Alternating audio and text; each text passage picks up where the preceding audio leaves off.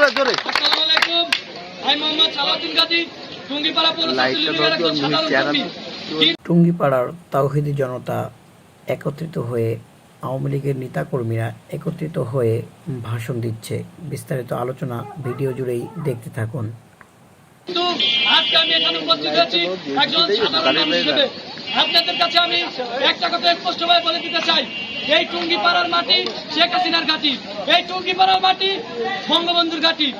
আপনারা জানেন কিছুদিন আগে ছাত্ররা যেই কোঠাকে বিক্রি করে, যেই মেধাকে বিক্রি করে, তারা যেই দেশে অরাজনৈতিকতা সৃষ্টি করেছে এবং সাধারণ মানুষকে তারা যেভাবে ধোঁকা দিয়ে আজ তারা ক্ষমতায় বসেছে এবং ক্ষমতার অপব্যবহার করতেছে, আমরা তার বিরুদ্ধে। টুঙ্গিপাড়াবাসী জেগে আছে, টুঙ্গিপাড়াবাসী ঘুমিয়ে যায় নাই।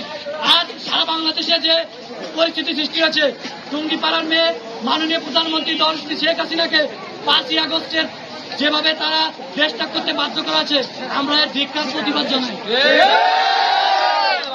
সরকার যতদিন ক্ষমতা গালি কি গালি একটু খেয়াল দাও। পুলিশের শাসক এদের সাবধানে ছিল।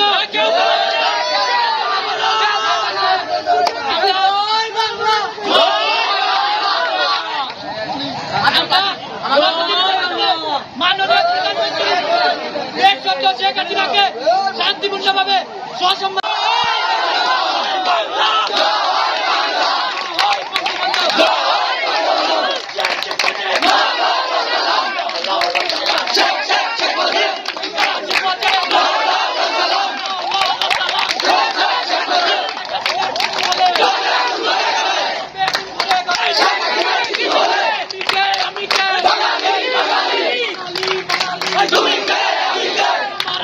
তোমাকে সাহসের জয় হয়েছে।